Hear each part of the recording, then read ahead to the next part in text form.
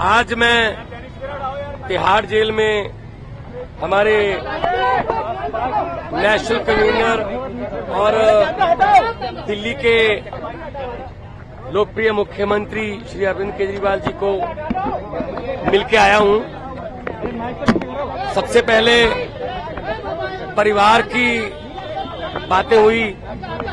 मेरी बेटी नियामत जो कि अभी 1 महीने की हुई है, उसका हालचाल पूछा, कैसी है वो।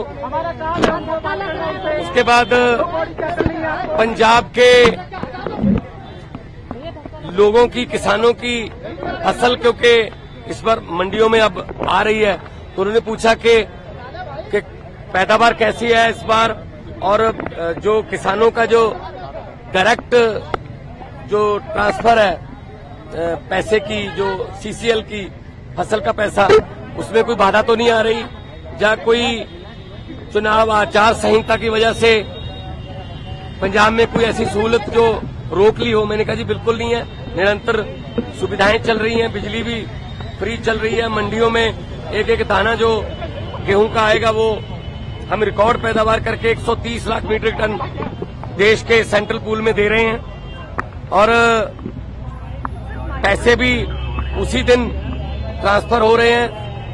और जो हाड़ी बोलते हैं पंजाबी में इसको, तो ये गेहूं का सीजन जो है वो अभी चरम सीमा पे है। 2-4 दिन में जो सीजन है खत्म हो जाएगा।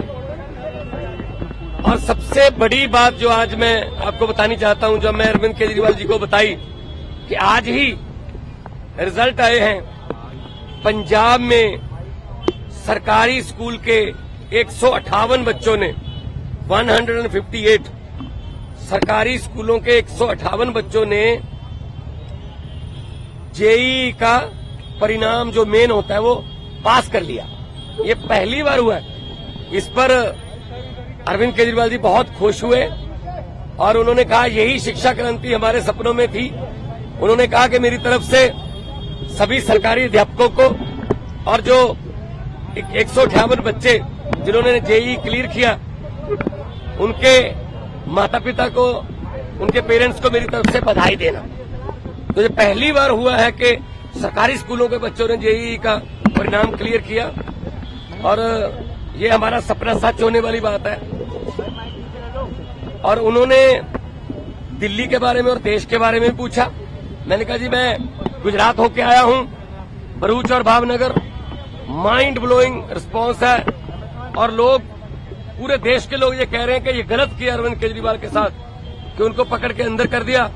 शायद ये सोचते होंगे एक बंदे को अंदर करके हम पार्टी की आवाज बंद कर देंगे, लेकिन आपकी आवाज सर, वो व्यक्तिगत तौर पे तो आपको अंदर कर सकते हैं, लेकिन आपकी सोच को अंदर नहीं कर सकते।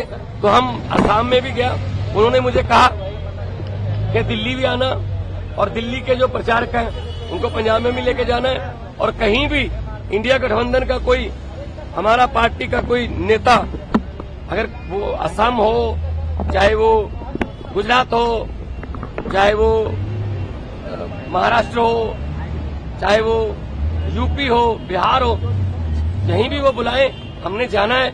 ये चुनाव जो है ये जीतने हारने वाला चुनाव नहीं है, ये संविधान को बचाने वाला और लोकतंत्र को बचाने वाला चुनाव है।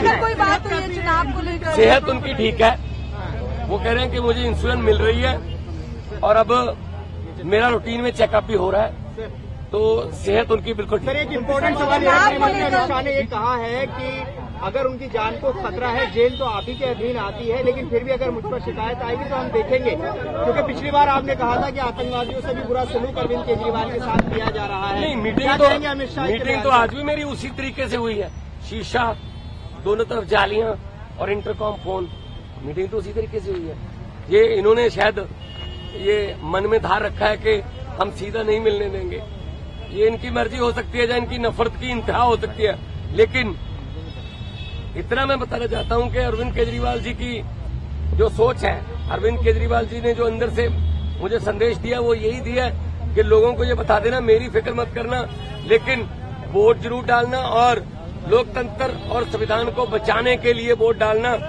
तानाशाही जो आ चुकी है देश में, उसको खत्म करने के लिए वोट डाला। सर जल्दी राघव चड्ढा भी कैंपेन करते नजर आएंगे? बिल्कुल आएंगे। हमारे सारे नेता जो है वो हमारे सभी नेता अपनी अपनी जिम्मेदारी लगे हुए हैं। 11 खेलते हैं, बाकी कोचिंग स्टाफ में होते हैं, कुछ नेट में बॉलिंग करते हैं, कुछ नेट में बैटिंग करते हैं, 4 एक्स्ट्रा प्लेयर होते हैं। तो हमारा एक संगठन है, तो जिसकी ड्यूटी जहां भी लगेगी हम वहां जाएंगे।